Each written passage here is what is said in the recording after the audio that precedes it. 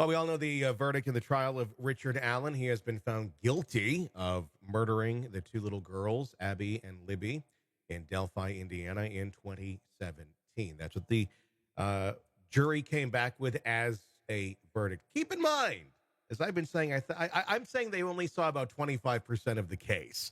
Bob Motta was actually in the courtroom every single day reporting on it for Defense Diaries, his podcast, and for us. My goodness, it's been a little while since I've got a chance to catch up with you. Take us through the end of this thing. Take us up to closings, and what was the atmosphere in that courtroom? Because I think a lot of us were very surprised by this verdict.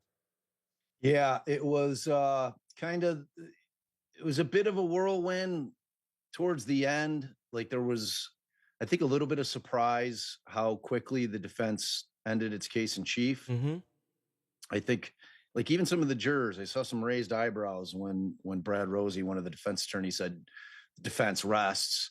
They're like, really, So I think that took the jury by surprise a little bit. It took me by surprise a little bit as well. Mm-hmm.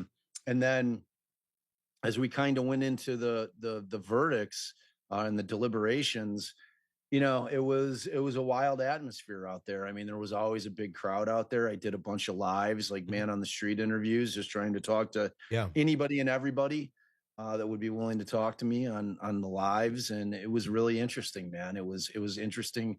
Tons of locals, tons of Indiana residents, just to kind of hear what their thoughts were on this thing. And a lot of people were of the same mindset because I was not cherry picking. Yeah. You know what I mean? These are folks I didn't know. I mean, obviously, I talked to, some of the other lawyers and YouTubers that were there.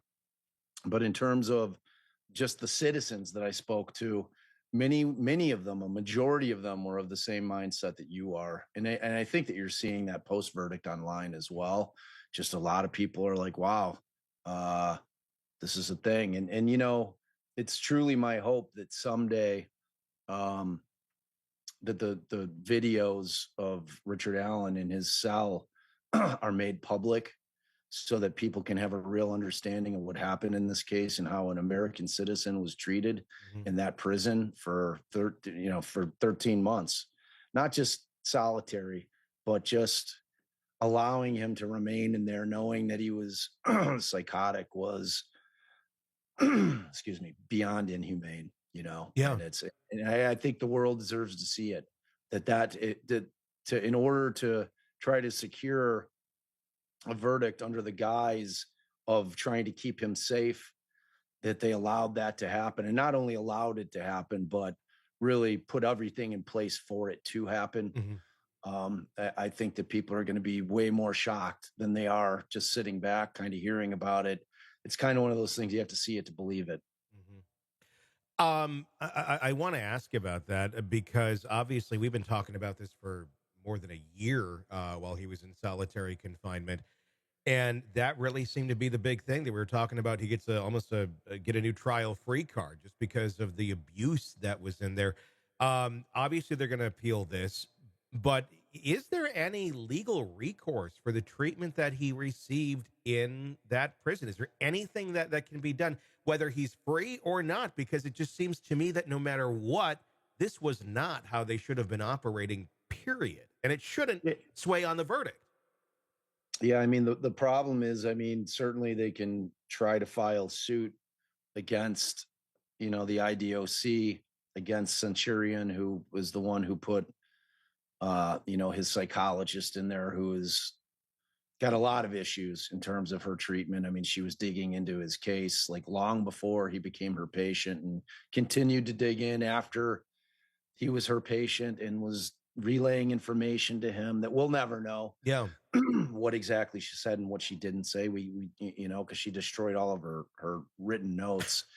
So we're left with what she says, and what she put into the system. Claiming that it was from her notes. But I mean, with any kind of lawsuit against the IDOC, you've got, governmental immunity. It's very difficult, and frankly, at this point, as a convicted felon, any kind of recompense he'll get. Sorry, I got a frog in my Yeah. throat.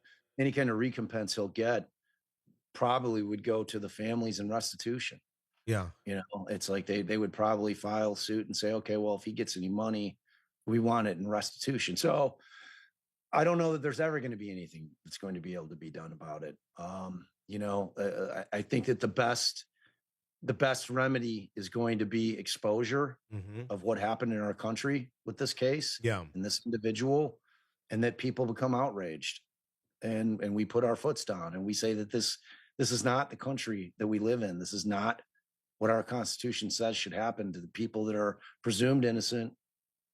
And we've got to fight back.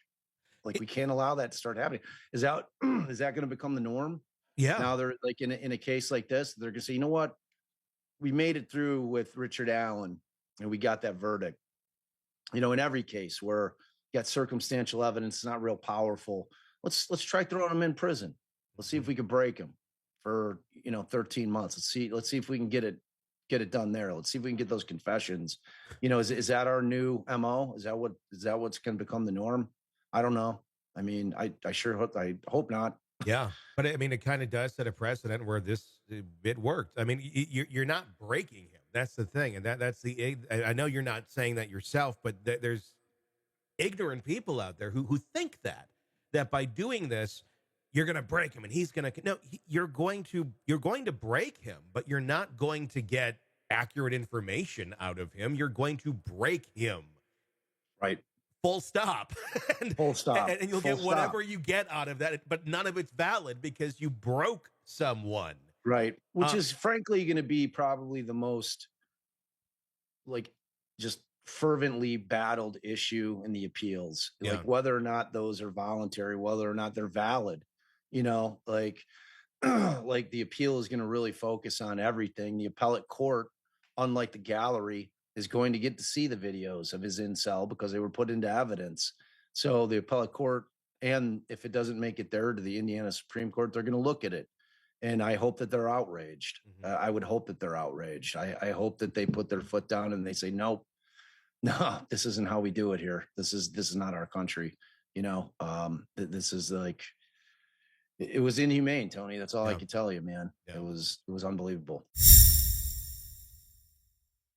Hey, thanks for checking out the video. Be sure to follow us wherever you download podcasts, and especially Apple Podcasts, where you can get advanced episode and premium content on our premium channel right there. Also, be sure to follow us on social media so you don't miss any breaking updates on the stories that matter to you most. We're on TikTok, X, Instagram, Facebook. Just search Hidden Killers Podcast with Tony Bruschi, and you'll find us right there. Again, thanks for watching.